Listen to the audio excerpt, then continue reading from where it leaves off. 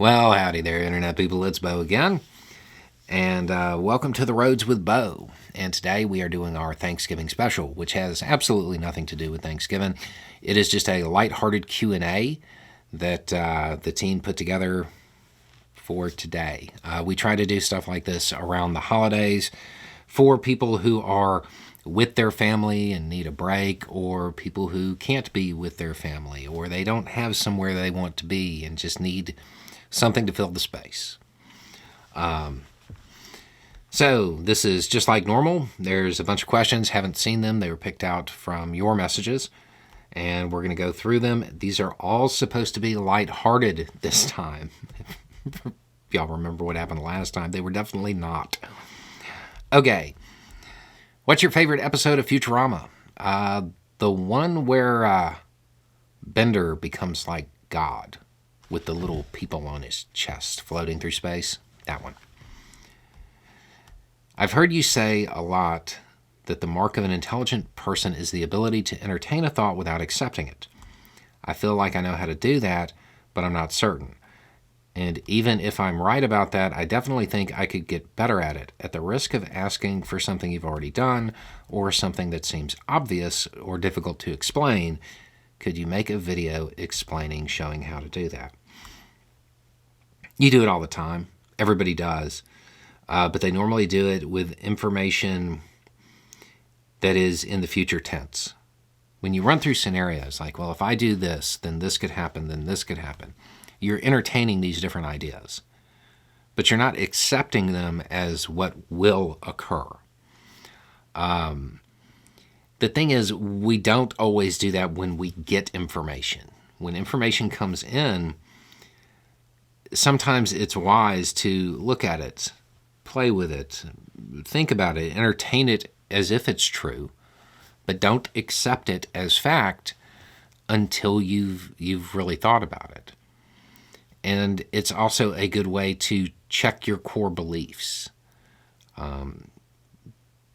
If you truly believe something and somebody is providing you what they believe is evidence to the contrary, it's a good idea to entertain it and say, okay, well, let's just say that that's true. And then kind of go through it from there and see if it is, if it holds up to scrutiny. If your idea is right, it won't. If your idea is wrong and it holds up to scrutiny, if you have entertained it, you're less likely to suffer, cognitive dissonance and just throw it away. So, there we go. What is your objective for teaching us about foreign policy? Is it so tactics of bad faith actors aren't as successful? Kind of. That's part of it.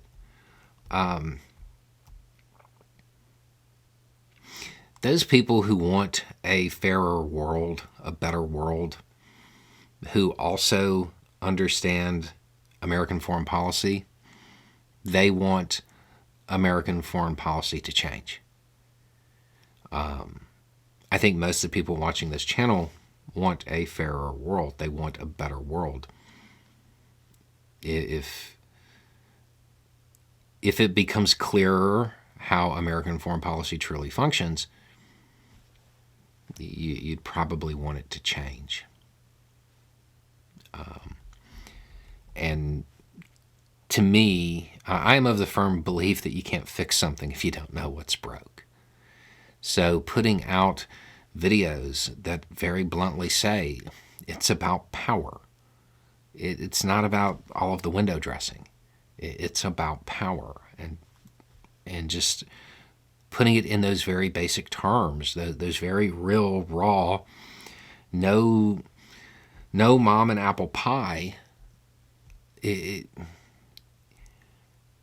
I think it helps illustrate what is broken better. I know there's a lot of people, because I get the messages pretty often, where people think that, like, because I explain it that way, that I think it's a good thing. No, I'm hoping that you hear it and you're not happy with it. Okay. Can you please get rid of this wild white hair in your beard? And in parentheses, it says, and they sent a picture with it circled. Yeah, that's not actually a white hair. It's the way the lighting hits it sometimes. I can probably make it do it. Yeah, it's not actually a white hair, but honestly, even if it was, I probably wouldn't do anything about it anyway. When's the shelter live stream? Yeah, so there's actually a video coming out about this over on the other channel. A whole bunch of this message has come in. We already did it by accident. We were testing out the stuff to see if it was working. We accidentally went live and we just started doing it. It was a great success. The video that's coming out on this actually has it has more information, because I know there's a whole bunch of people who, you've been participating in it for 4 years, and in this year it got messed up. We are coming up with ways so you can still participate even though the stream is done. But yeah, it went well. It went well. Do you watch anime? Sometimes.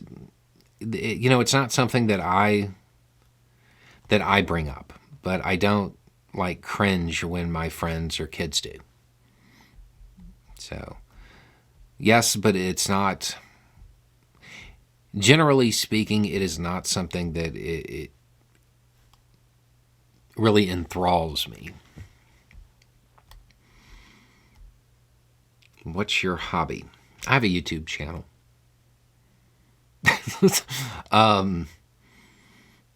My hobby. I have a lot of hobbies. Photography. I'm a horrible carpenter. Animals in general. Yeah. I'm one of those lucky people where my hobby intersects with my job. It's like the coolest thing ever. Wondering if you would be able to do an episode where you talk about some of your background objects, or maybe talk about one item at a time in the roads episodes. Yeah, we can do that. I think you're probably talking more about the items that come in and out, like the Easter eggs. We can. Yeah, we'll figure something out. We can do that. I was one of those who saw the unreleased video with the Sam Kinison reference. I don't understand why you don't release it. Everything in it is factual. Sure, you're a little mad, but it's okay to be mad. So for context here, I have filmed a number of videos about the current situation in the Middle East that I have not released. And one of them, for whatever reason, the other day, if you were watching the foreign policy playlist, even though you weren't supposed to be able to, you could see it. And people were commenting on it, and it was not public. The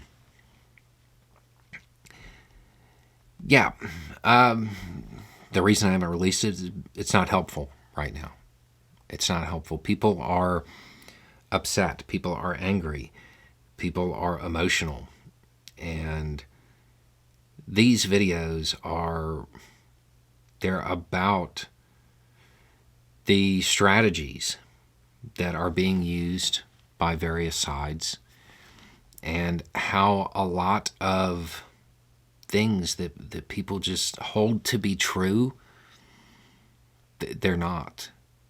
And we're not talking about moral questions or historical information or anything like that. We're talking about the strategies being employed, and how many of them, they're actually hurting the people who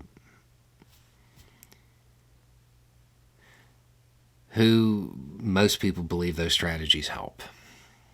And the thing is, right now, the people who need to hear it, they won't. The emotions there, and it would just be, it would be just rejected out of hand. I honestly think that after this cycle finishes, I'll probably release them as is, and just once people are not as emotionally charged about it, and hopefully it gets through in some ways. What's the most underrated traditional sci-fi movie? I don't know what traditional means here. So, let's see. We have traditional. I'm guessing just normal sci-fi elements, like it's not blended with another genre.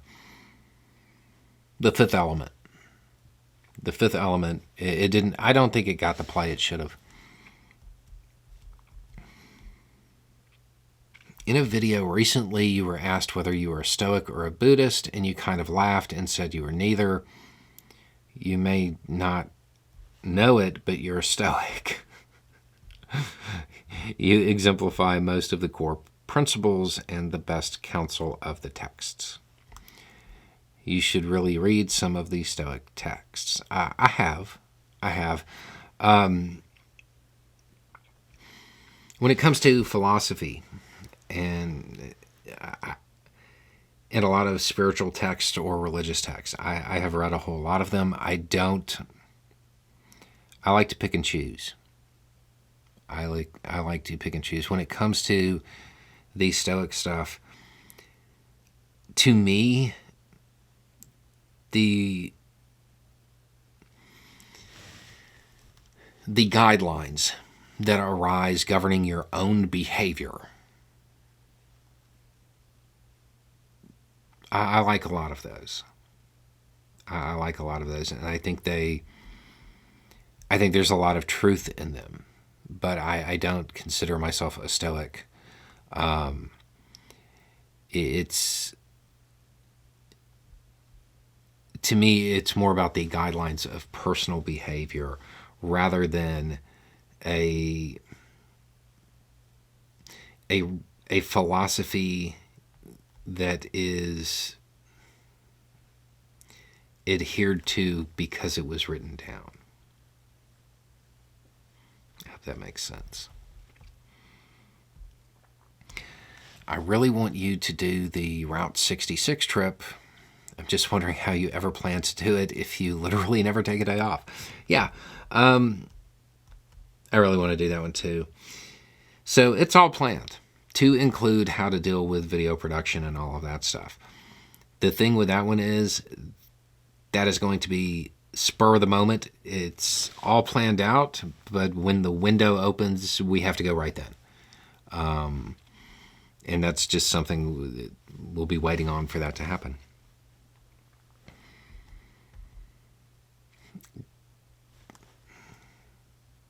Just say, have your pets spayed or neutered? What? Like, there's no question here. Like, that's all it says. I guess I'm Bob Barker. I wish I could do that voice. Who is your celebrity crush? My wife. I don't have a celebrity crush. I don't.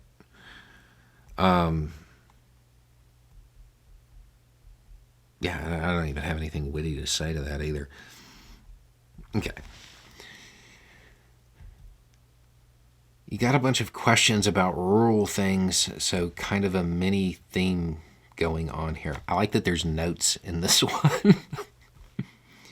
I want to move to a rural area, but I don't know if I can be surrounded by that many Republicans.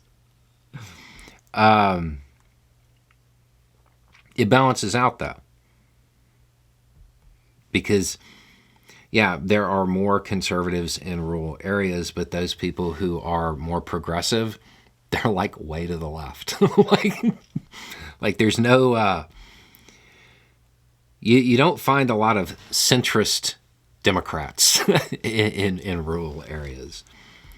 The other thing to keep in mind is, there are stereotypes, but even in a place like Mississippi, 1 out of 3 people, more or less, is not a Republican.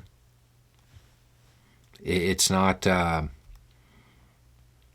mean, it's pronounced. Don't get me wrong, but it's not quite as overwhelming in most places. Now, like in the area where I live, it's more like 1 out of 10 isn't. But it is what it is. I want to move to a rural part of Georgia because I want quiet. All of the properties are 40 acres. How do you mow 40 acres? You don't. No, you don't.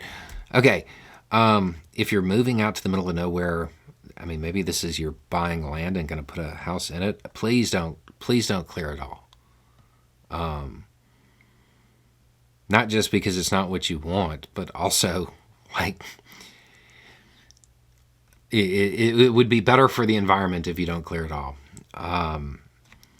Most times, people don't clear the whole property, and there's like trees around the outside. If it's just like a residence out in the middle of nowhere, I would also point out you can get properties way smaller than 40 acres to put that on and still have privacy.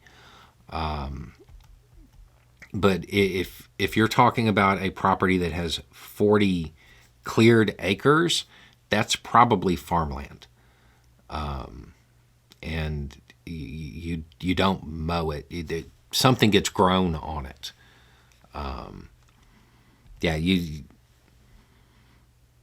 I'm so curious, like, how this came about. Like, this is one of those times where I wish this was live because I want more information. You don't have to get 40 acres. You can get away with a much smaller piece of land if it's wooded, and there's a lot of places that are like that. Okay, I was in your part of Florida last month. Why are the cops more heavily armed than in Boston? He had an AR, a shotgun, and a sniper rifle in his car. It's funny. I had a friend from New York down, and this exact same question came up because we were standing outside somewhere, and a cop car pulled up, and he looked in, and he was like, "What?" The answer that I gave him is probably going to be pretty revealing. That's the only cop for 30 miles. There's no backup. Like, there's nobody for them to call. So, yeah, they're, generally speaking, when you get into very rural areas, they have everything. And it's weird, though, because while they have everything, you tend to get cops that are more spirit of the law rather than letter of the law types. And part of that is because, the departments are small and the sheriff is elected. The populations are small. So if a deputy is not a spirit of the law type, the complaints go to the sheriff and then back to the deputy pretty quickly. And if there's too many of them, he doesn't work there anymore. The other reason I think you have more spirit of the law types is because they're the only cop for 30 miles. It tends to lead to them being way more interested in de-escalation, because backup is a long way away. But yeah, that's why they have that. And generally, there's probably like another pistol in there, and then some kind of, something like an MP5. But it's probably semi-automatic, but something very small that that they could use if they needed that type of thing. There's probably way more than you saw in that car as well. How do you get through life-changing transitions when you don't know where you're supposed to be headed? Yeah.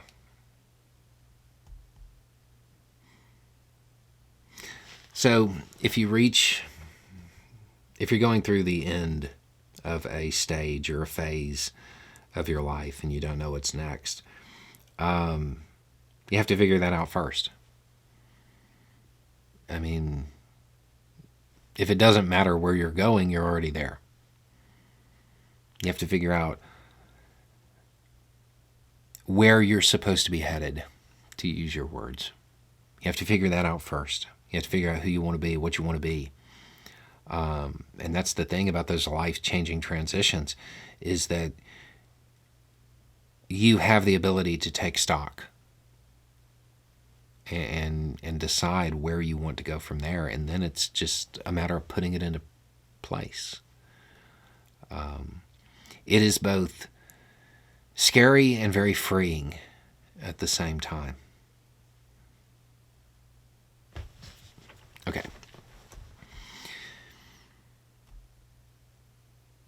I work for this guy on YouTube who asked us to put together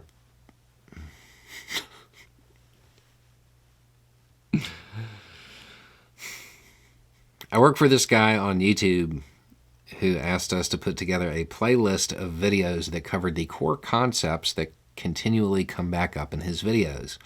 We voted and think it would be better if he just asked the viewers to put them in the comment section of this video. I'm Guy on YouTube. It's me. That's nice. Okay. Yeah, so for context on this, it's I'm trying to think of one off the top of my head. Like the bus analogy is something that I bring up a lot. Those core ideas that constantly get referenced. Let's do this another way. If there is a video that spoke to you on some level, that resonated with you in some way, that brought you a new concept or a new idea that you think is particularly important, the team would like you to put it down below in the comment section so they don't have to go looking for them. Because surprisingly, it's the important ones are not necessarily the most viewed. It's not that is not a great metric for that. Okay, and that looks like it. That's the end of the questions. I don't know how long this was. Didn't seem like it took a long time, but yeah, I hope that provided you with the break or distraction or whatever you needed today. So a little bit more context, a little bit more information, and having the right information will make all the difference. Y'all have a good day.